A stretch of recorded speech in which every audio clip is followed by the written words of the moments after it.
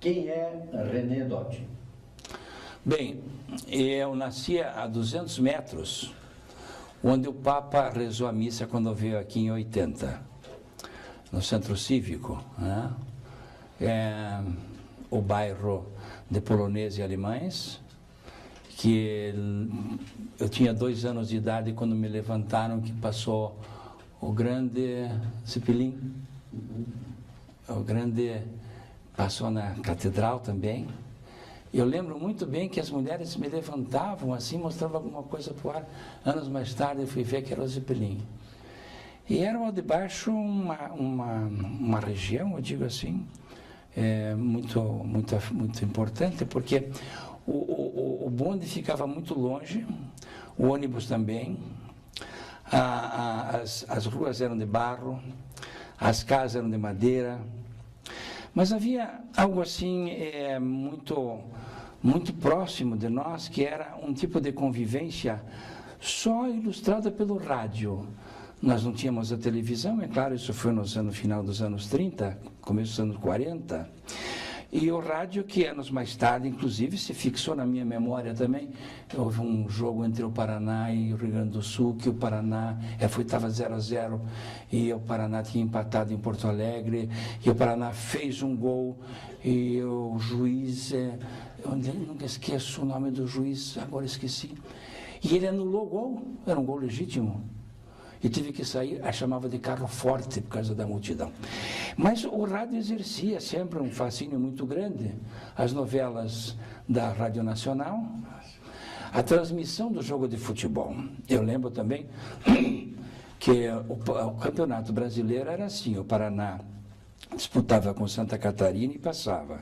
Perdia para os gaúchos, que perdiam para os paulistas, que disputavam com os cariocas vindo lá do norte e nordeste. Era sempre assim. E nós tivemos, o Paraná empatou em Santa Catarina, 1-1, era melhor de 2 pontos, melhor de 3 pontos. E o segundo jogo era aqui.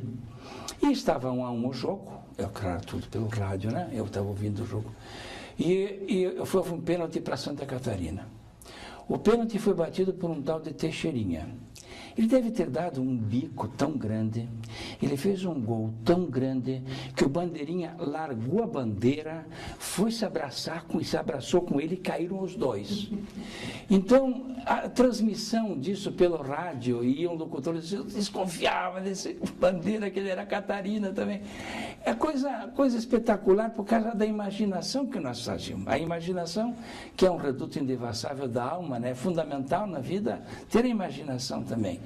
Então, eu sempre procurei cultivar também o rádio, né? Eu lembro muito o filme do Woody Allen, na era do rádio, me identifico muito com o filme dele, que era criança também, eu via O Vingador, Tarzan, etc. E as novelas da Rádio Nacional, Floriano Faisal, e entre outros e tal, Roberto Faisal, o Paulo Gracindo, aquele programa famoso chamado Atira a Primeira Pedra. Eram os sábados, né? E o Paulo Gracindo era um dos atores que trabalhava naquelas chamadas, radioconto, dizia. Era uma história de meia hora, né, 40 minutos mais ou menos, em que alguém contava a história, começava assim: eu sou médico. Né? E contava que tinha feito um aborto, precisava fazer um aborto, nessas condições de necessidade. E dizia assim: se alguém quiser me punir, que atire a primeira pedra. Então, muitos e muitos anos mais tarde, adquiri alguns tapes de algum daqueles programas, né? E os programas de auditório também, os programas de auditório da Rádio Nacional, né? O César de Alencar, o cara chamado César de Alencar, que era o Cavalete, apelido dele, Ari Barroso, o programa do Ari Barroso também, com a gaitinha dele, né? Em suma, era um mundo, que eu digo assim, encantado, principalmente pelo poder e pelo alcance da imaginação. Então, o radioteatro era uma das coisas muito importantes. Daí, quando fui para o Colégio Estadual do Paraná, já então adolescente, me sensibilizava muito aquele tempo já do rádio e tudo, então passei a trabalhar numa peça de teatro no Colégio Estadual do Paraná. E lembro bem que naquela época Norberto Teixeira era um diretor, ator de teatro, e que veio do Rio de Janeiro, aposentado, tinha um cargo federal e morava em Curitiba, passou a morar em Curitiba. E eu fiz uma peça de teatro, as minhas falas eram pequenas, não poderiam ser longas porque eu era gago. E eu, Desde a nascença, você era gago? sim, porque até meu apelido era K14. Porque eu não podia dizer 14. Então, eu ia jogar futebol comigo, aí veio o K14. E no primeiro ano da faculdade de Direito, o professor Cartacho, o professor diretor romano, ele dá umas aulas com muito fleuma, ele era um britânico, solenidade, ele era um britânico dando aula e tal. Então ele falou sobre os plebeus, sobre os patrícios e tal, e pediu que na próxima aula alguém falasse sobre os plebeus e os patrícios. Aí alguém já levantou o dedo para falar pelos plebeus, pelos patrícios. E disse assim, pois muito bem, quem vai falar pelos plebeus? Eu disse assim, eu levantei o dedo, professor, muito bem. Com a caneta, qual é seu nome? Eu disse assim, René. Ele disse, pois não, René. E não podia, não saía o dote. Eu disse, René D-O-T-T-I. Pois não. Muito bem.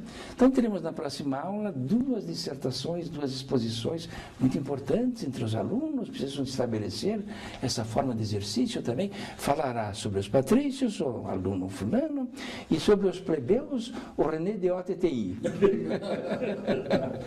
Mas felizmente eu tive a salvação, digamos, porque estava em Curitiba uma outra figura importante, que era do Serviço Nacional de Teatro, e que veio, não sei a que custo, que iniciativa que eu trouxe aqui, possivelmente com o governo do Bento, que foi uma revolução muito grande aqui nos anos 50, no começo dos anos 50, com aqueles espetáculos que tinham lá onde está o Pinheirão agora, montaram lá espetáculos maravilhosos lá, lembro dos anos 50, e veio então... Também, sim, evidente, mas eu quero dizer, a parte de teatro, veio um professor do Serviço Nacional de Teatro. E aí fui ter com ele, e tivemos umas aulas de dicção e tal, e coisa, e calma, coisa, superei a gagueira. E depois foi, digamos assim, o tempo da experiência no teatro amador. Com Ari Fontoura, era Ari Fontoura, Adelair Rodrigues, depois veio o Simval Martins. E nós resolvemos. Maria também, né? Telmo. O Telmo era mais antigo. O Chacon não. Não.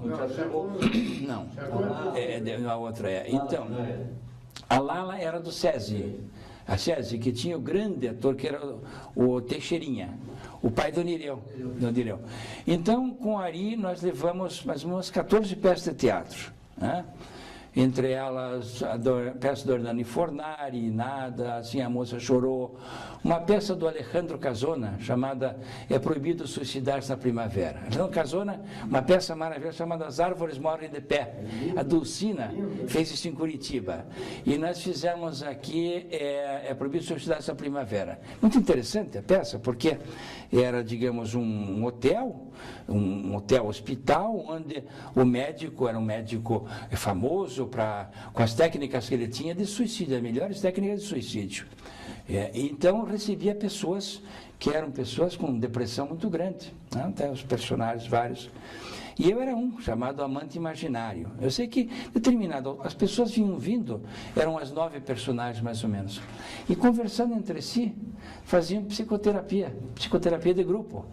E conversando sobre os seus problemas, e cada um deles, digamos, emergindo daquele problema individual, até que o enfermeiro mor, que cuidava do gás, disso, da forca e tal, disse assim para o diretor do hospital, disse, eu vou embora. Eu vou embora porque eu vim de um curso de especialização da Alemanha para ver os melhores métodos e aqui não há nenhum, porque ninguém se suicida, então eu vou embora. Então, a peça tinha digamos, essa mensagem que era proibido suicidar-se na primavera, porque a vida é amor e tal. Mas então foram 14 peças de teatro, em algumas eu dirigi. O grupo era um grupo só? Sociedade Paranaense de Teatro. Ligado a alguma associação? Não, nós criamos uma sociedade paranaense de teatro. Não, nós criamos uma sociedade com estatutos e tudo. O espaço era no Teatro de Bolso? Não era antes, era no Instituto de Educação, no Colégio Estadual do Paraná e depois no pequeno auditório do Teatro Guaíra. Foi o nosso grupo que inaugurou como amadores o pequeno auditório do Teatro Guaíra. E eu lembro que fora da Sociedade Paraense de Teatro, onde, como eu disse, eu era ator, fazia cenário também, direção, eu tinha direção, e eu trabalhei numa peça do Teatro Estudante do Paraná, do Armando Maranhão. Isso, eu fiz lá a importância de chamar-se Ernesto, do Oscar Wilde. E ganhei um prêmio de ator, 53, que eu tenho lá. O prêmio era Pascoal Carlos Magno. Lembram disso, Marion? Era uma estatueta, né, do Pascoal, como uma réplica de um Oscar, né? Então foi uma época maravilhosa aquela, porque eu me envolvia profundamente com o teatro, né? Tinha, por exemplo, a satisfação de estar convivendo num outro tipo de mundo, sair, portanto, do alto de baixo, que era maravilhoso, etc. e tal, mas era pequeno para o mundo que eu gostaria de frequentar, ou pelo menos conhecer. E aí, nas peças de teatro, muitas vezes, as peças tinham fundo musical, aquelas aqui em fundo tal. E eu lembro bem que o Ari Fontoura, cada vez que nós saíamos na rua, ele dizia assim, olha aqui tem uma garagem, você veja, aqui dá 40 lugares, podemos fazer um auditório. Então ele tinha na ideia dele permanentemente o auditório, era uma coisa maravilhosa aquilo, ele via o auditório. Aquilo foi tão marcante em mim, que cada vez que eu vou para uma cidade onde eu não conheço, eu quero ver onde é o teatro, para conhecer o teatro, aquilo ficou em mim naturalmente. E aí eu estava no 3º ano, o Ari também fazia direito, disse assim, Ari disse, eu vou para o Rio, eu vou fazer teatro profissional, vou estudar, eu acho que minha carreira é o teatro. E você? Eu digo, olha, eu estou com 3 matérias para a segunda época, porque fazia cenário, isso, aquilo. Estou com 3 matérias, tenho que tomar uma decisão, e eu já tomei uma decisão, eu vou ficar e vou terminar o curso de Direito, né? E aí terminei o curso de Direito, naturalmente. E mais tarde, quando eu fui secretário de Cultura, eu vi que eu poderia assistir ensaios de teatro sem estar gazeando o serviço, né? Sem estar gazeando a aula, porque eu era secretário e podia assistir. Foi um reencontro, eu considero sempre um reencontro maravilhoso. O Sale, e quem me dizia isso, foi o teu reencontro. O Sale, aliás, foi uma figura importantíssima na secretaria, porque ele dizia assim, olha, René, eu vim te ajudar. Quem é que faz o teu trabalho sujo? Diz, como trabalho sujo? De imprensa e tal. Eu digo, não, eu tenho alguns amigos na imprensa que me ajudam. Então não entra dinheiro, não entra dinheiro, não precisa. Mas o que eu posso te ajudar? Eu digo, sabe o seguinte, eu todo dia recebo uma carga enorme de originais para publicação, de contos, de livros, etc. E nós temos uma equipe de seleção, né? Da secretaria, de leitores. Mas eu tenho a preocupação, porque depois, quando o trabalho não é aprovado, eles me pedem o próprio original. Na época não tinha computador. Me querem os papéis, eu não acho o papel. Sabe, eu preciso me resolver. Como é que eu posso fazer para me libertar de quem eu não possa publicar? Eles dizem, assim, vamos formar uma comissão. Eu presido essa comissão. Mas dá 2 ou 3 só para secretariar. Essa comissão vai receber todos os trabalhos que você entenda que não possa entrar. Vai comigo isso, é a comissão para não sair. E essa comissão funcionou muito bem, durante muito tempo, e eu nunca esqueço os conselhos dele. Ele disse assim, olha, você agora, meu caro, você é secretário, você se prepare, porque você está aqui, despachando, né? Vocês têm experiência disso também, todos têm a função pública. Tá, de repente, apareceu lá na frente alguém, posso falar, né, uma palavrão? Alguém mijou no pé do guarda. E você está aqui, está assinando isso, resolvendo o problema. E tem alguém sempre perto daqui, porque é contra o governo e tal, e vai telefonar para o jornal, né? Que alguém mijou no pé do guarda. E aí você, logo depois vem a televisão. E mijar no pé do guarda, a televisão quer te entrevistar para saber o que você fez.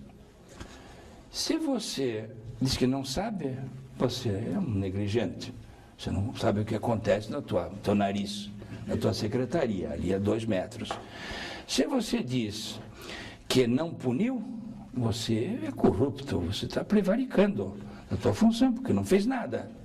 E se você mandou abrir uma sindicância, você é um cara frio, está perseguindo um chefe de família. Então, você se prepare, meu caro, que a história vai sempre sobrar alguma coisa. Mas, de qualquer maneira, como eu disse numa outra entrevista, né, dos ciclos, né, do personagem da Divina Comédia do Dante, eu me sentia no purgatório à noite quando via que não podia atender os pedidos, tantos pedidos. Eu ia dormir, né, com os pesadelos que me acompanhavam, de manhã eu acordava no inferno, via que não tinha dinheiro. Mas também é possível fazer coisas boas, muito importantes, é ir ao paraíso. E eu quero dizer que eu vivi mais momentos de paraíso do que de purgatório ou de inferno. Voltando um pouquinho a uma pergunta de atalho na tua vida artística, né? Fez várias peças, dirigiu peças na área do teatro e parecia que era uma vocação, somente da imaginação do rádio, que se refere. Quando vocês faziam os ensaios? No Colégio Estadual do Paraná, numa casa da mãe do Maza, da irmã do Maza era Marlene, e ela trabalhava conosco. Não era o general, não. O general Maza. Luiz Geraldo Maza. A irmã trabalhava no nosso elenco também, a Marlene Maza. E a casa ficava na esquina ali onde é o centro, um clube. Eu não lembro agora o clube. Mas era. Era o AU? Não. Em que rua é? Era. Mateus Lima? É por ali. É o Clube Concórdia. Na esquina do Clube Concórdia tinha a casa da família do Mas e nós ensaiávamos ali. Ou às vezes também no Colégio Estadual do Paraná, excepcionalmente. Uma vez no Dante Alighieri. No Dante Alighieri estávamos ensaiando uma peça do pai do Vianinha. Pai do Vianinha era o homem que nasceu, era uma peça, uma comédia. E nós então estávamos, um diálogo era assim: você é querimista novamente, e você está com o querimismo, você quer que o Getúlio volte para cá de novo, o governo. O camarada lá, secretário do Sandro Alighieri, ouviu aquele diálogo, disse assim: não admito política aqui dentro, mas é uma coisa. Nos tocou de lá. Brutalmente nos tocou. Porque querimismo, não interessa, nos tocou da. Acabou a Dante Alighieri. Qual era o Dante Alighieri? Que época era essa? Que ano mais ou menos? Isso foi em 53, 54 mais ou menos. E olha, se não me engano, Rafael de alguma coisa, ficou anos lá com o Dante Alighieri, anos e anos e anos. Eu sei que ele não suportou aquilo. Então, e fazíamos geralmente no Instituto de Educação. A Ini Caldeira, que era a patronessa nossa, era a diretora do Instituto de Educação. E nós também ali, havia um barracão ali, que foi transformado em auditório, e fazíamos peças ali também. E foi importante isto durante essa minha experiência por causa depois do jornal, que no jornal eu fiquei de 55 mais ou menos, 56 até 60. E aí eu mantinha Diário do Paraná, mantinha uma coluna diária de teatro. E era importante porque era o Diário do Paraná de Assis Chateaubriand. O Virmão lembra disso, vocês lembram? Que foi uma revolução nos anos 50, o Diário do Paraná. Como foi a Última Hora nos anos 60, não é isso? E aí, então, além, digamos, do prodígio, né, do Benjamin, que fazia aquilo que... o Steiner, que ninguém conhecia ainda, que era a diagramação. Pois bem, então, eu fazia coluna de teatro, e nós recebíamos de São Paulo sempre um material muito bom também. E era importante mencionar 3 colunas diárias de teatro. O Virmão lembra disso.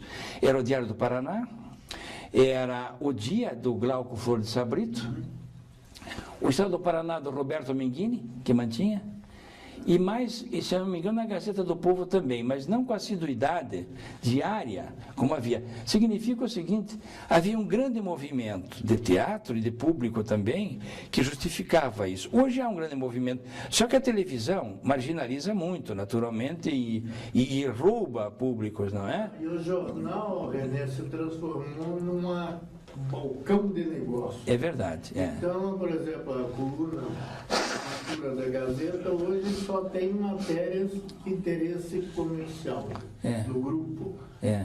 Então, são peças de teatro, coisas que eles estão envolvidos no negócio.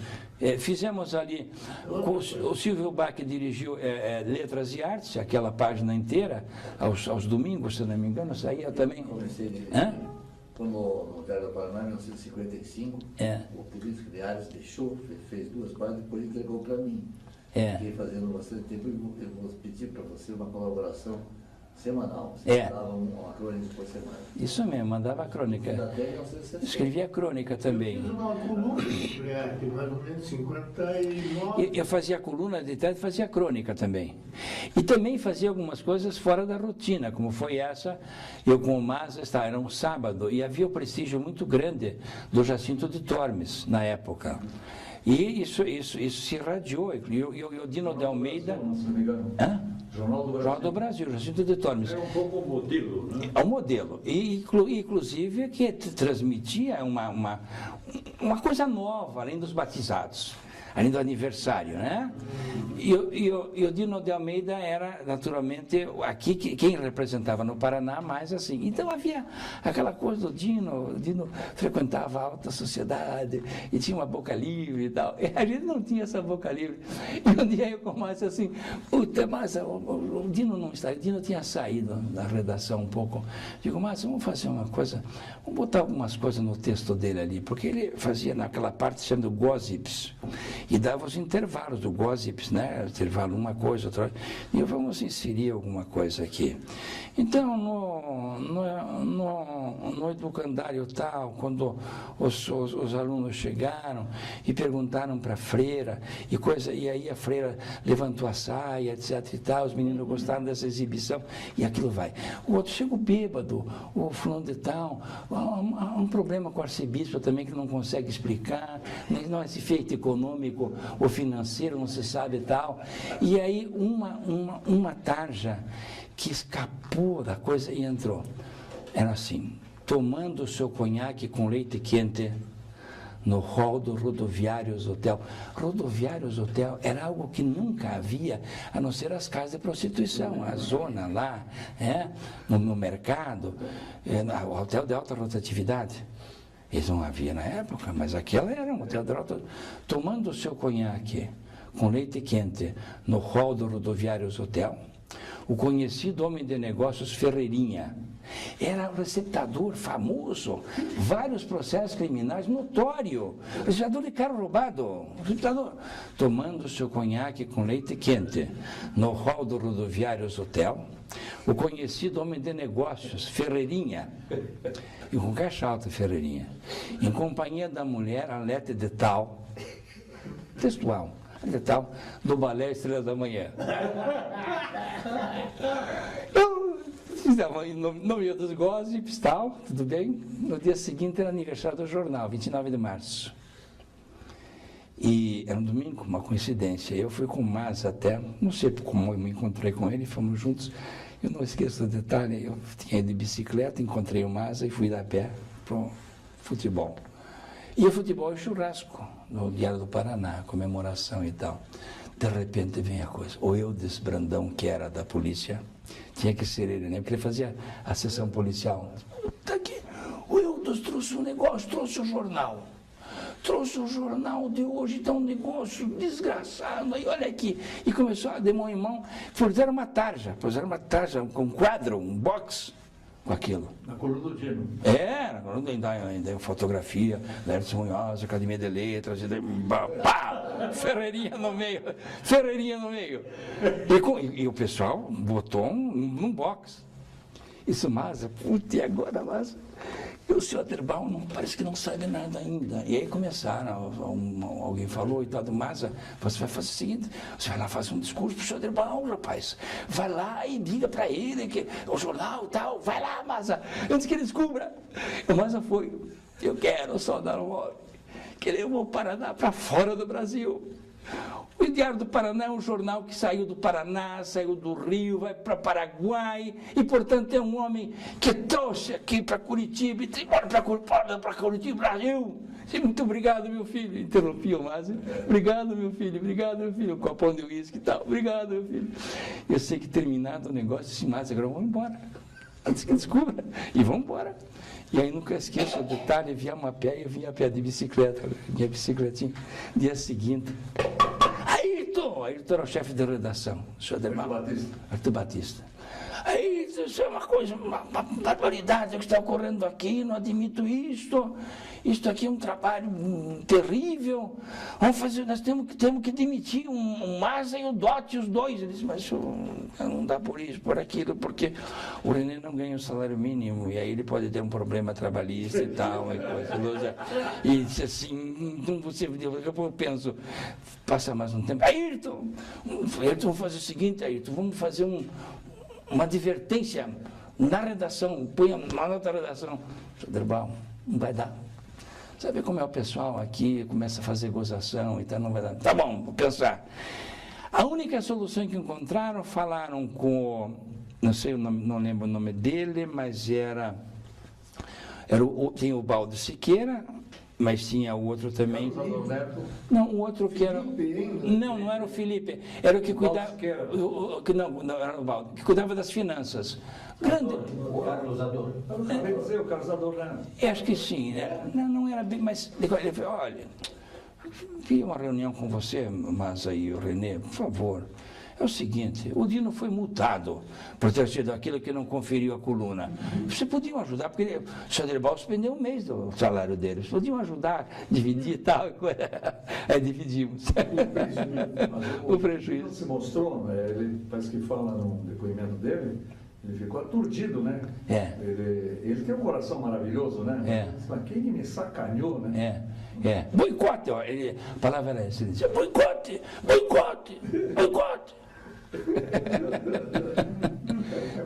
E a Calandra, você nunca foi buscar a Calandra lá embaixo? Não. Só no jornal? Não, isso não. Viu com os novatos?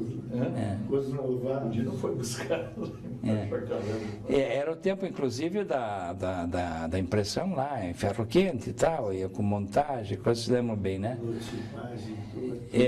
Gilberto, esse pessoal todo. E era importante, porque a vida da redação, ela tinha, assim, um cenário maravilhoso. Eu digo, porque as notícias vinham pelo teletipo.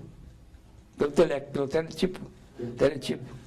Era lá no prédio da rádio, inclusive, que ficava o teletipo. Então, iam recebendo as notícias e iam fazendo as matérias, porque não tinha de fazer em casa a matéria e mandar, não tinha, estava na redação, todos juntos na redação.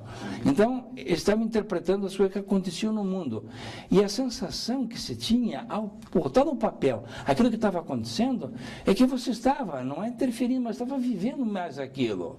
E quando se escrevia também alguma coisa importante, esperava para fechar a redação, fechava a redação, esperava sair o jornal, ia comer cachorro quente, tomar uma cerveja ali no Triângulo e relendo a notícia. Na quarta vez já não podia, mas lendo e relendo.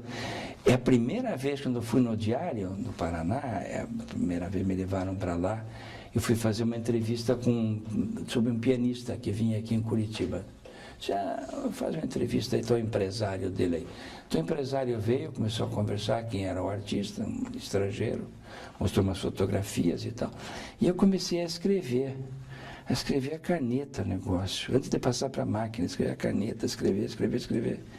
Eu acho que 9 horas, acho que 11 horas, o redator-chefe era o nosso amigo que foi para o Tribunal de Contas depois, ele foi ao Tribunal de Contas e foi assessor do Ney Braga. Foi um secretário do Ney Braga, muito importante, e foi do Tribunal de Contas. Ele foi secretário, redator do Diário do Paraná. Ele disse assim, eram quase 11 horas, rapaz. Quase 11 horas. Comecei às 9. Disse, não era anos 60 ainda. Não era. 56, 55, por aí. E ele Brunetti, é o redator. Antônio Brunetti. Depois dele é que veio Ayrton Foi Batista. secretário de imprensa. Do Ney Braga. Do Ney Braga, exatamente. Foi o primeiro secretário de redação do Diário do Paraná. Era homem Você lembra? Pimentel. Ele veio, logo em seguida veio Ayrton. Eu botei agora na entrevista. José Richo, nós não fazíamos O José Luiz estava na redação. Não fazíamos diferença entre os dois. O outro, o Brunetti era superior, era tão livre. Não levava em consideração isso. Eu sei que o Brunetti disse assim, mas como essa matéria não sai? Essa matéria não sai? Eu digo, já porque aí estava passando a máquina já lhe entrego. Fiz umas 2 páginas, porque 2 folhas, a história do músico e tal, e coisa outra. E eu, entusiasmado, no dia seguinte fui ler o jornal, a foto, uma legenda. Estará em Curitiba no dia tal, o pianista, tal. Transformei a matéria numa legenda, uma fotografia e tal. Que também não aparecia de costas, batia de costas. Mas eu digo assim que era um mundo iluminado a redação do jornal. É porque você sentia que aquilo que você fazia tinha uma certa importância. Tinha uma importância. Quer dizer, a compreensão de que você era importante. Quer dizer, não havia atomização da informação, não havia, digamos, a competição interna, não tinha o desespero do... Claro que tinha o problema do furo, mas não era o desespero, como o desespero, digamos, do furo, o desespero se não conseguir... Aquela coisa de produzir um furo cada dia, exatamente, 3 vezes por semana. Isso aí. Por isso mesmo é que era sensacional, porque quando alguém conseguia fazer furo, não era isso? Claro, com as emoções, e tudo assim, as emoções do futebol, que não era toda noite, não era todo dia, o futebol era quando havia o jogo Curitiba Atlético, uma semana antes, começava aqueles preparativos e tal, aquelas emoções da espera, que é muito mais importante do que o encontro, naturalmente, não é isso? Não era competitivo. Não, exatamente. Então foi entre os artistas, né? No tempo da crônica também, aí já estava no tempo da crônica, não tinha mais a coluna do Estado do Paraná, mas tinha a crônica na Letras e Artes. E foi o tempo do Sputnik, também do Sputnik, da vitória do Brasil na primeira Copa do Mundo em 58. Você começou a escrever as coisas quando eu fazia Letras e Artes. Eu levei o nome de Letras e Artes da Gazeta para lá. Fazia Letras e Artes. Levei para lá, ninguém achou ruim. Eu lembro que... Uma página inteira. Eu tinha tal prestígio na redação, que para vocês sentirem, o Paulo Tran fez uma temporada maravilhosa, foi lá em 56, 57, eu lembro... Adolfo Celli, a Tônia Celli e o Tran, né? E tinha, se eu não me engano, não sei se foi o Otelo que eles fizeram. Eu era diretor do pequeno auditório, chamava-se diretor do Teatro Guaíra, então, mas era diretor do pequeno auditório, só existia o pequeno auditório. Em 54 nós inauguramos como amadores. 56 eles vieram. 56. Segunda metade de 56 ou primeira metade de 57. Que veio também na mesma ocasião Maria de la Costa, com o Canto da Cotovia. Isso. Um Deus dormiu lá em casa. Com o Paulo Tran. Um Deus dormiu lá em casa e Otelo. E o Virmont tinha uma nota importante sobre o Otelo e queria colocar na Letras e Artes. O Ayrton disse assim, não. Esse espaço, a crônica do Rei disse, fazer uma crônica semanal, pode tirar. Não. Ele me contou depois, puta, Ayrton Batista e tal. Nós fizemos uma página inteira sobre o Otelo. Uma página inteira do jornal. Não existia isso no Jornal Paranaense, é impossível de acontecer. O jornal dedicar uma peça de teatro. Então eu disse, não, mas não cabe, se o René escrevesse sobre o Otelo, não, tudo bem. Não, vamos botar, não tem problema nenhum. Então, vocês vejam como as coisas repercutiam no triângulo que havia entre a Biblioteca Pública do Paraná, a Cocaco, a Galeria Cocaco e o Teatro Guaíra.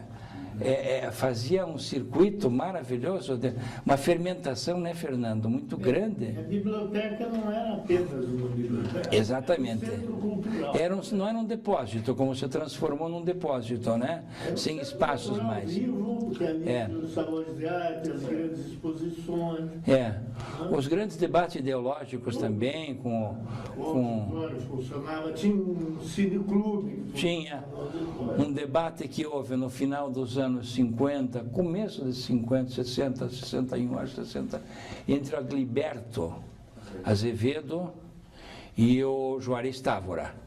O Juarez Távora não, o Edgar Távora.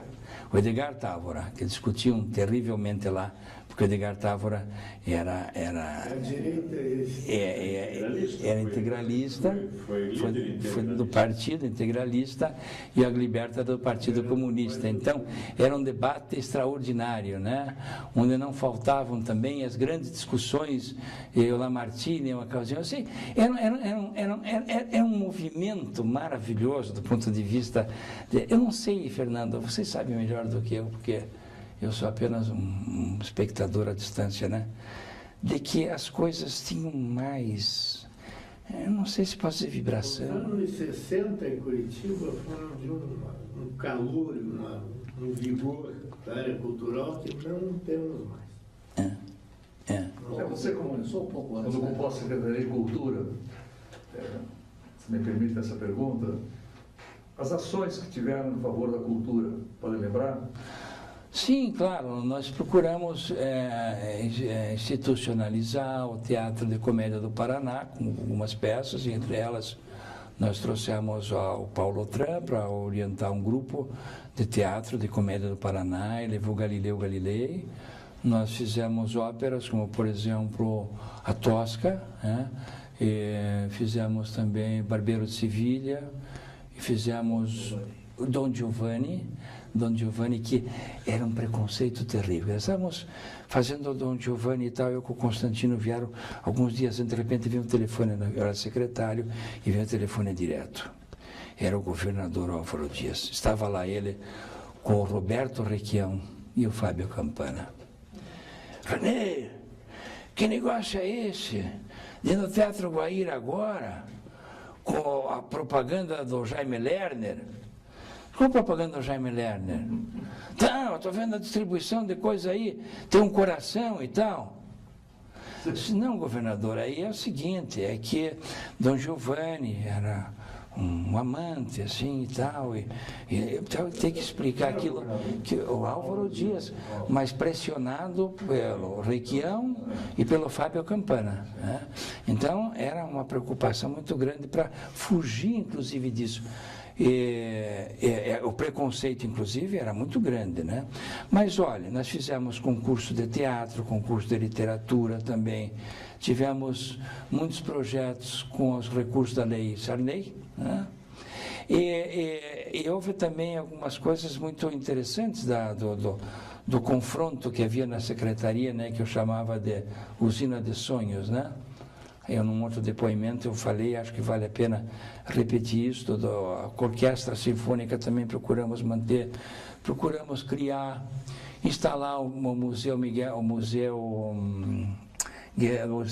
do grande escultor do Turim, do João Turim, porque era uma lei de 48 e que não tinha sido ainda levada a efeito, não tinha sido executada, né? O museu foi criado, mas não foi instalado. Nós instalamos isso em 89, né? Até mandei buscar o deputado Júlio Rocha Xavier para vir de uma praia distante lá para tirar a fita, né? Mas era como eu digo assim, também criamos jornal, o Nicolau, na secretaria, concurso de contos, estimulamos muito o concurso de contos também, né?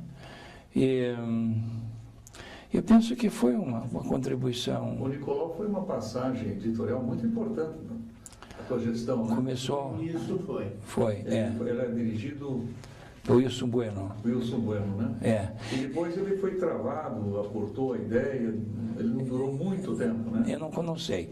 Eu sei que passou da gestão de mim para Gilda Poli também. Posteriormente, houve um desgaste da coisa, se enclausurou muito. Posso explicar? Porque ele durou com o Renê, passou para a Gilda Poli, depois eu fui secretário depois dela. E ele foi lá e exigiu que o número fosse publicado do jeito que ele queria. Não, então vamos fazer uma renovação, vamos transformar num jornal cultural. Isso, mas eu não admito que faça censura, não admito que diminua. Wilson.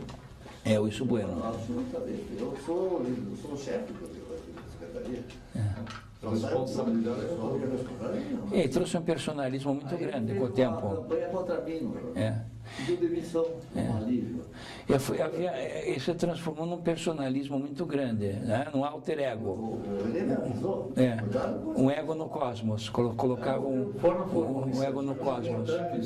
Que você não esqueceu a sua origem artística. De modo nenhum. Ao contrário. Que hoje não é tão impulsionado, esse apoio ao teatro está muito marginalizado, lamentavelmente, pelo efeito competitivo que existe na vida artística. E também pela falta de espaço da televisão, porque quando eu era secretário de Cultura, nós participamos de um fórum de secretários de Cultura. Né? Por exemplo, São Paulo tinha Bete Mendes. Então, os secretários de Cultura foram na Assembleia Constituinte, em 87, começo de 88. E prestamos um depoimento lá sobre a necessidade de as emissoras, né, de rádio e televisão darem espaço maior para a produção local, produção de arte, né, de literatura, etc. E isso na Constituição está lá, né, de que os programas regionais devem dar prioridade e tal. Só que depende de lei complementar.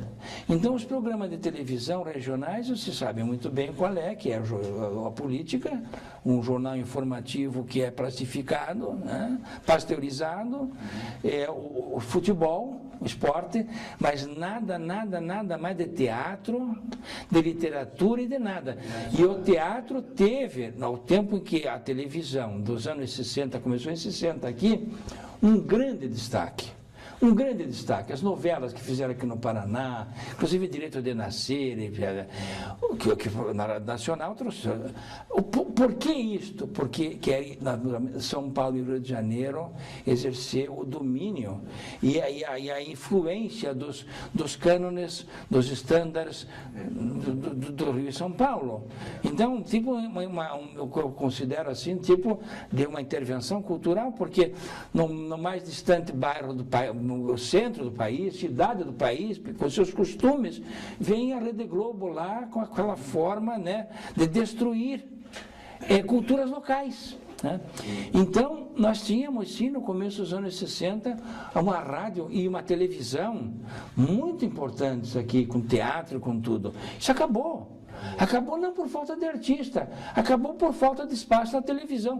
Hoje eles têm, me preocupei muito com isso quando eu era secretário, inclusive damos muito apoio a eles. Hoje tem inclusive o teatro infantil, para a sobrevivência de grandes atores que nós temos aqui, né? Então nós sentimos isso, mas o que eu queria contar lá, o problema da secretaria, algumas vezes, olha, vai para o Festival de Música de Londrina, cuidado, porque o pessoal da orquestra lá está sem dinheiro.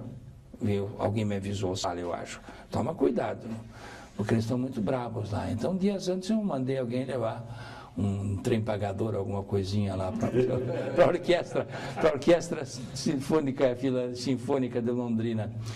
E aí fui para lá no dia da abertura do Festival de Música de Londrina, que era o Cine Ouro Verde, entrada franca, quer dizer, cheio de gente. E aí, cheio de gente, e aquele alvoroço da espera e tal, já estava demorando um pouco, aquilo tornou o auditório mais inquieto. Aí anunciam o secretário de Cultura do município. Uma vaia geral. O secretário falava, claudicava, vaia geral. Aí vai o prefeito municipal, que era o Berinati, vaia geral também. Digo, e agora? Eu não tinha a frase, a bola da vez, né? Eu digo, e agora? Aí, mas agora apresentar o secretário de Cultura do Paraná, professor, doutor fulano e tal. aquela vaia geral. Eu subi, tive um ímpeto assim, olhei o maestro e fiz assim para ele não negou a mão, né? E aí parei, aquela vaia total. Eu esperei um pouco, aí foi diminuindo. Eu tenho a curiosidade, né? O que você vai dizer nas primeiras palavras, né?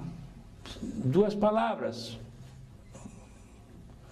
Música, maestro. E aí desci, aí o pessoal aplaudiu e tal.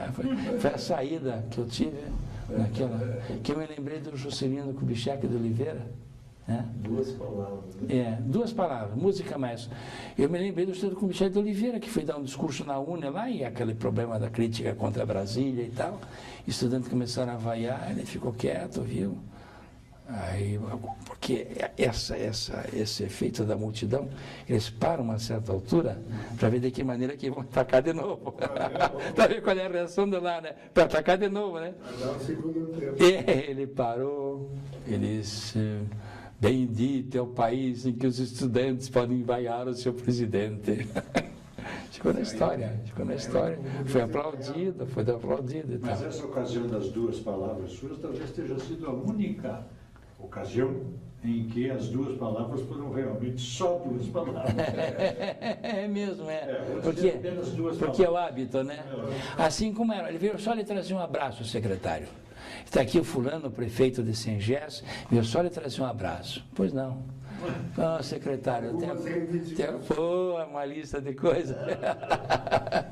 Você passou pela televisão também? Né? Passou pela televisão? Não, na televisão não. Só entrevistas, né? Entrevista, Mas o que eu achava muito importante, e vou repetir essa frase que eu digo, sempre uso disso, uma delas é que eles eram, digamos assim, os navegantes da 4ª dimensão, porque o trabalho de imaginação e tudo, né?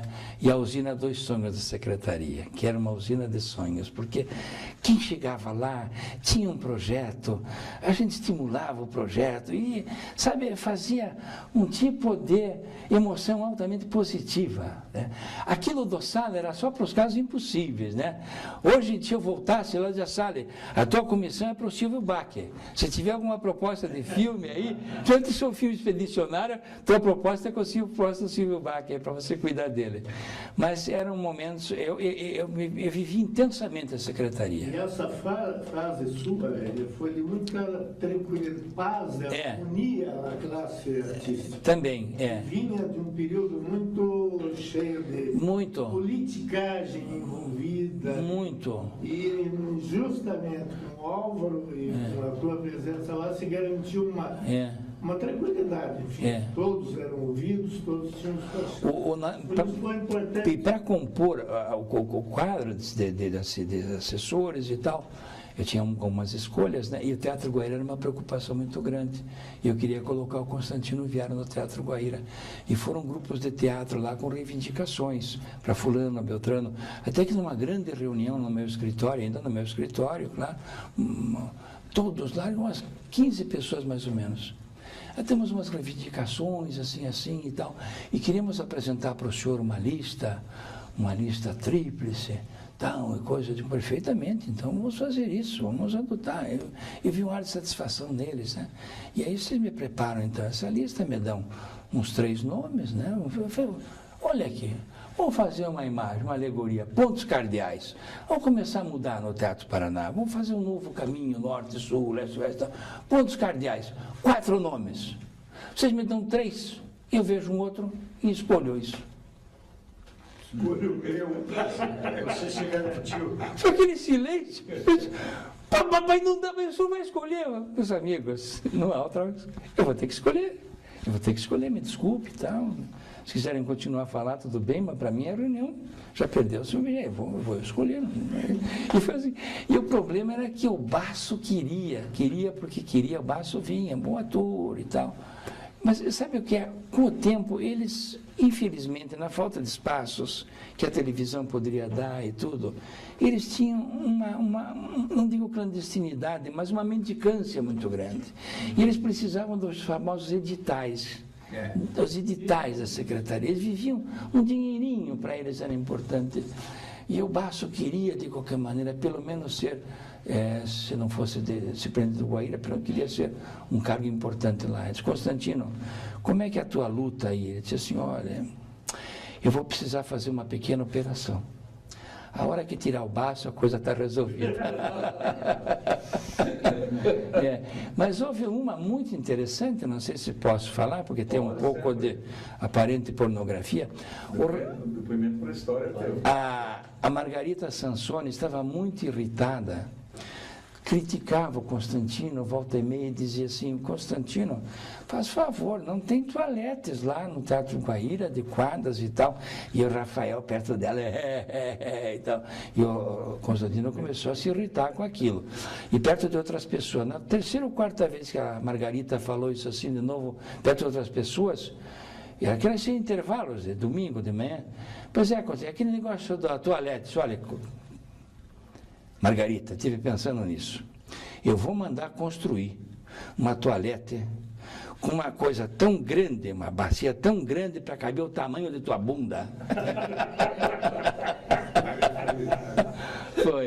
Foi coisa tremenda. E há também os momentos de grande tormento, porque eu estava mais ou menos há um mês na secretaria. E eu era politicamente um estranho no ninho, porque eu não tinha partido político. Eu me filiei depois ao PMDB para não ter problemas, digamos, internos com deputados e tal. Depois eu saí do partido também, quando voltei a advogar. Mas eu estava um mês e pouco, quando me telefonou o Constantino e disse assim, René, você andou dando o teu camarote para o pessoal nesse final de semana?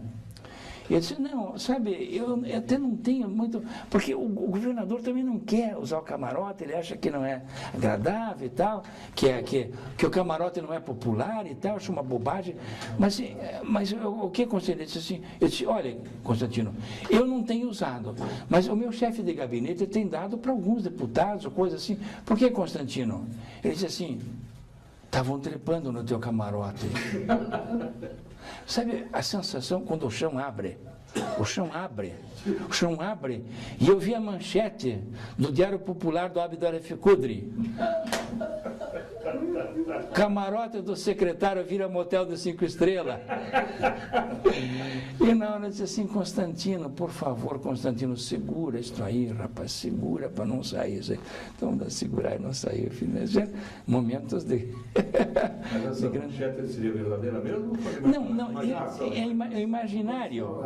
É imaginário. Talvez não, porque ele me queria muito bem, mas era alguma coisa assim também, né? Era então, algo imperdível. Se passasse era algo imperdível também. O lugar do teatro para assistir no camarote. Tanto que quando o Requião me perguntou se eu quero que você continue na secretaria, ele até me convidou para ser candidato a deputado federal. O Requião me convidou. Eu digo, não, eu vou voltar para o escritório. Minha filha está no 3º ano da faculdade, eu quero voltar para o escritório. Mas a cultura, digo, Requião? Telefone direto do governador, sala de espera do governador, e a conselheira da primeira-dama, eu não quero nunca mais na vida enfrentar isso, meu caro, então, desculpe, não dá. Que o telefone direto do governador, o mercado persa da sala de espera do governador, é terrível. Né? Agora o celular em voga. E o celular em voga. E eram coisas assim, era uma torre de Babel. O melhor não era torre, porque era uma antessala, mas era assim, era terrível. A sala de espera do governador era uma coisa terrível. Então os Dias telefonando assim, não, você tem que ver isto. Não, tem que ver. Vá pra puta! No meio de pessoas, tem o cônsul da Espanha lá esperando falar com o governador, o religioso, o padre e tal, coisa. Pra puta! Então nunca mais que era a sala de espera do governador, a antessala do governador. E o gabinete negro também, né? O gabinete negro, a quarta coisa. O gabinete negro, o telefone de espera, a sala de gabinete negro, o telefone é direto, a sala de espera e a madame que acompanha a primeira dama. Ah, não, chega.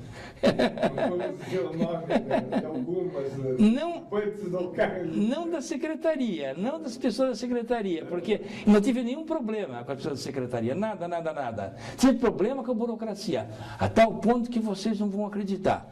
Eu fiz durante esse tempo dos 4 anos, certamente 2 viagens para o exterior, 2, né? 15 dias cada uma. E eu então, na primeira viagem, já disse assim para o chefe do financeiro: eu estou aqui com um requerimento para dispensar meus pagamentos durante as 2 semanas. Ele disse: como assim? Se é porque das 2 semanas que eu vou viajar, eu quero que me desconte. Ele disse assim: não, mas o senhor tem que receber. Não, mas não vou receber, eu vou estar fora. Eu não quero, estando fora, que haja crítica de que incendiou o teatro e eu estou fora, ganhando. Então tem que requerimento, mas não dá. Aí vai complicar tudo. Isso vai complicar tudo.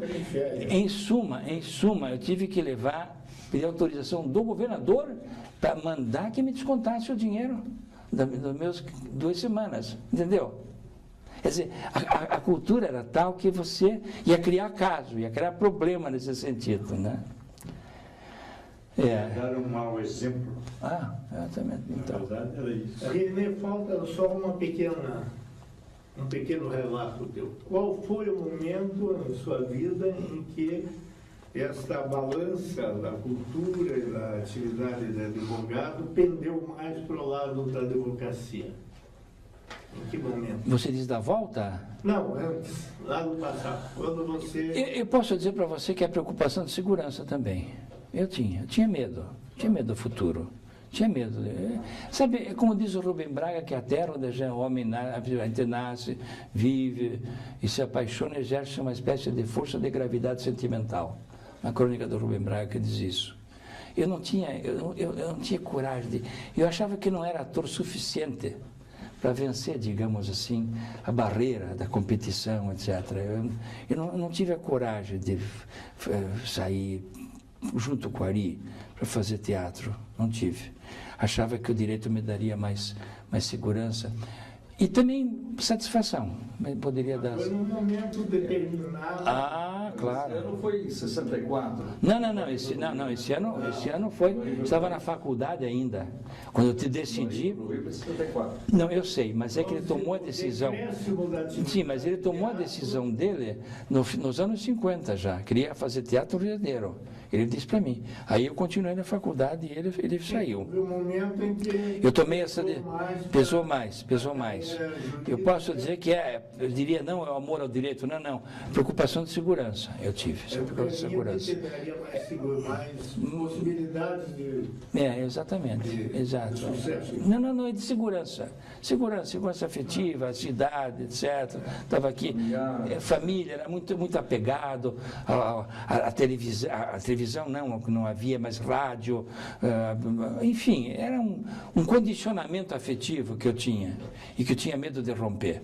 O teatro você nunca foi jamais remunerado? Não, o teatro nosso, dependia de bilheteria. Alguma altura o Ari começou a fazer, digamos assim, um começo de profissionalismo, porque nós ganhávamos uma gratificação com o resultado da bilheteria. Um começo, né? Um começo. Um começo, puro.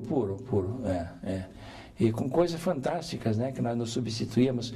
A dia que eu tinha que ficar na banca na Rua 15 lá com as fotografias da equipe de teatro, do grupo de teatro e tal, e coisa, e a peça eu tirava a minha porque eu ia vender ingresso naquele dia.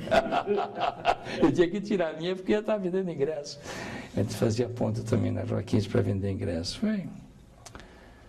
Eu tenho digamos assim, um envolvimento profundo com o teatro.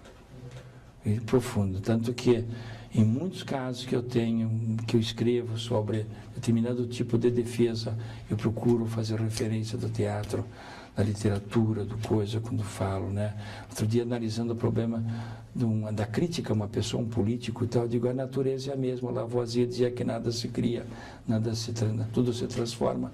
E vem o Otelo, é o mesmo, desde Shakespeare, o Otelo é o mesmo, do Oscar Wilde, o Otelo é o mesmo do cinema, da literatura, do teatro. Então, isso me enriquece interiormente, me dá uma profunda satisfação espiritual. E eu procuro em alguns textos, né? Fiz uma defesa do Álvaro lembrando Antígona, quando ele foi expulso do partido, porque ele foi expulso, o processo era porque ele se negou, ele manteve uma assinatura para uma CPI contra o Fernando Henrique. E ele então foi ameaçado de ser expulso do partido por aquilo. E eu lembrei Antígona, que foi condenada por sepultar o irmão. Então. E, em suma, essa imagem traz Antígona um episódio político, assim, funcionou muito bem, né, na defesa, né? Embora... Nesse final do depoimento, eu pergunto a você, comparando o teatro do teu início, idealista, e o teatro de hoje, você lamenta ou festeja o passado diante da atualidade? Eu não posso fazer um julgamento, não posso, porque ele seria carregado, digamos, por um preciosismo afetivo que não faria justiça, por exemplo, digamos assim, ao que se faz de bom hoje em dia. Hoje em dia tem um grande teatro, de amadores, teatro então, local. De grande teatro, muito melhor, um grande teatro local, extraordinário teatro local também. Eu pude ver como secretário e vejo também fora da secretaria. Grandes atores locais, notáveis, muito melhores do que no meu tempo, obviamente. Esse espaço, esse apoio tem sido dado mesmo nesta época? Na nossa? Atual. Mas eu digo com formas como o teatro infantil, por exemplo, pequeno. Eu lembrando o rádio, eu recordo o final de tarde de domingo, começo de noite de domingo, a reunião na sede do operário do AU. Eu era adolescente, meus 14 anos, 13 anos, acompanhava meu pai, eles e uns amigos se reuniam, tomavam cerveja e comentavam o jogo do domingo. Alguns tinham visto, outros tinham ouvido. E a discussão intensa sobre determinados lances. Alguns tinham visto, outros tinham ouvido. Então, aquela sensação que o rádio proporciona, que é inimitável, que é o estímulo para você viajar com tua imaginação, com tua alma e tudo, diferente da televisão que dá coisa pronta, né? E que você não precisa pensar mais. Mas o que eu gostaria de dizer, Ribas, nessa parte final, digamos, formalmente final, porque eu vou me lembrar sempre, que eu estou aqui na presença de minhas grandes lembranças, de meus grandes amigos, a referência do Orlando Carbonari, que conheci na faculdade de Direito através do Sebastião de França. Nunca esqueço uma ocasião, eu estava no 3º ano e o Sebastião de França no 5º ano, junto com Orlando Soares Carbonari. E ele disse assim, Carbonari, não dizia Orlando, Carbonari, ele disse assim, Carbonari, me diz uma coisa, você me ajuda a quebrar um galho? O Carbonari disse assim, pode ser. Ele mostrou um galinho, quebra aí, Carbonari, quebra aí. A presença também do Fernando Veloso, né? Eu comprei um quadro do Fernando Veloso para o meu novo escritório, o escritório da advocacia, o primeiro escritório meu de advocacia, e eu precisava ter algumas coisas de arte que eu sempre quis. Mas comecei com o Fernando Veloso e ele me vendeu um quadro por preço quase dado, naturalmente, claro, e nunca esqueci aquilo.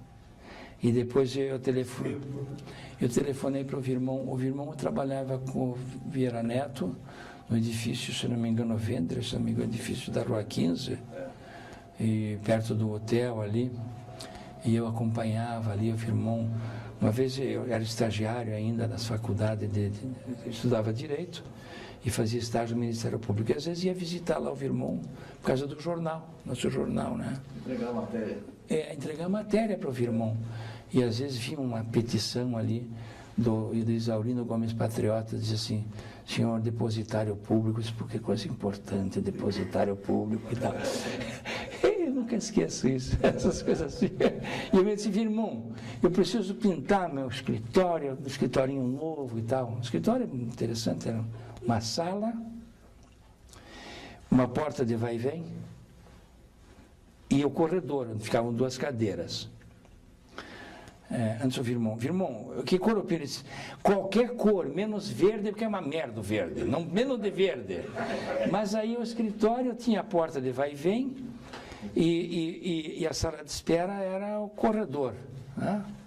Então, eu estou atendendo um oficial da base aérea, tem uma briga com um vizinho. Eu já era formado em Direito há 1 ano, mais ou menos. E eu conversando com eles, o problema do vizinho, o que podíamos fazer. Eu, olha, antes de entrar com uma ação, podemos mandar uma intimação para ele, para conversar, já que o problema é de vizinhos e tal, e coisa. De repente, a porta vai vir, abre, e dias antes, na auditoria, nós conseguimos relaxar umas prisões de presos políticos. E a porta vai ver, e um deles disse assim, aí, doutor, estamos conseguindo derrubar os gorilas, hein? Inesquecível aquilo, né? E na minha frente ali, o homem da base aérea. E o cliente ali rompendo, digamos assim, a privacidade da porta bang-bang, né? Foi. E, só para finalizar a advocacia, um dia estava no meu escritório e não estava bem, o caixa não estava bom. E vi um camarada e tinha um cheque sem fundo, recebeu uma intimação da polícia. E disse, eu vou acompanhar o senhor lá na delegacia. Quem sabe possa fazer o seguinte, o senhor dá uma nota promissória para o homem do cheque. Ele disse, acho que podemos fazer sim. Fui lá, falei com o delegado, disse, olha, ele está disposto a pagar o cheque e dar uma nota promissória. Aí chamaram o credor do cheque. Disse, dependendo, você vai pagar o juro. Então, ele, não, eu posso pagar. E fez um cheque e tal, uma importância imensa de juro e tal. Aí resolveu o problema, porque não instauraram inquérito, então, de estelionato, cheque sem fundo. Aí vinha para o escritório e disse, doutor, gostei. O senhor foi lá, já falou com o delegado, falou com outro e tal. Mas, parabéns, doutor. O senhor trabalha com inventário? Inventário é a melhor coisa para saber na vida do advogado, né? Inventário sem briga de herdeiro, inventário rico. Eu digo, sim, nós temos uma área assim, temos uma área assim, temos sim. Porque é o seguinte, doutor, eu tenho, a minha madrasta morreu e tem lá um enteado dela que está criando problema. Eu também sou criado por ela, mas eu tenho mais direito do que ele. Então, estamos discutindo aquilo. E tem uma coisa muito grande, doutor. Tem terreno, a área de Ponta Grossa é grande, doutor. Então, eu queria ver se o senhor podia pegar esse caso, pegar umas procurações. Posso, sim. Quanto é que o senhor quer para começar? Nós andando, né? Quanto é que o senhor quer para começar, doutor? Eu não sei. Ele disse assim, pode falar, doutor. Digamos que fosse assim uns 200 mil reais. 200. No dia de hoje. No dia de hoje. Ele me contou terras e tal, 200 mil reais. Tá bom, doutor. Semana que vem estamos aqui. Vou preparar a procuração, o senhor pega os dados. Eu não estou imaginando, estamos aqui. Tá bom. Chegou no escritório. Muito bem, doutor. Então, quanto é que é o seu trabalho aí? Na delegacia e tudo? Digo, olha, vou cobrar para o senhor uma meia consulta. Tá bom, doutor? É tanto. Cheque. Foi embora o homem, foi correndo, Bameirinhos ali na esquina, duro que eu estava. Estava sem caixa, né? A moça disse assim, seu Lauro, mais um do Coutinho. Absolutamente sem fundo. Mais a promissória, né? E mais a promissória, certamente. E o último, ainda que da advocacia. Um dia, um ensacador em Paranaguá deu umas facadas num outro. Infelizmente, a vítima não morreu, mas deram com tentativa de homicídio. Então, fizemos o processo e marcaram o dia do júri. Eu disse assim para ele, olha, o senhor vai ser julgado agora pelas pessoas da cidade. Vem aí médico, vem esse, aqui. Eu quero que o senhor venha bem arrumado no dia do júri. Bem arrumado. Sabe como é? Isso é importante, pessoal. Boa apresentação e tal. No dia do júri, era de manhã o júri. Eu estou chegando no júri, a promotora na entrada, assim, era minha ex-aluna, disse, mas professor, hein? Senhor, hein? O que o senhor me aprontou aí, professor? Disse, o quê? O senhor lá dentro. E aí estava o jurado chegando, e o cara sentado de costa, porque tem que ficar de frente para a mesa do juiz, né? De costa para o auditório. E as pessoas passavam e até cumprimentavam. Aí eu fui ver, ele estava de smoking. Ele alugou um smoking. Essa coisa maravilhosa, alugou um smoking. Foi bem arrumado o melhor possível. É isto.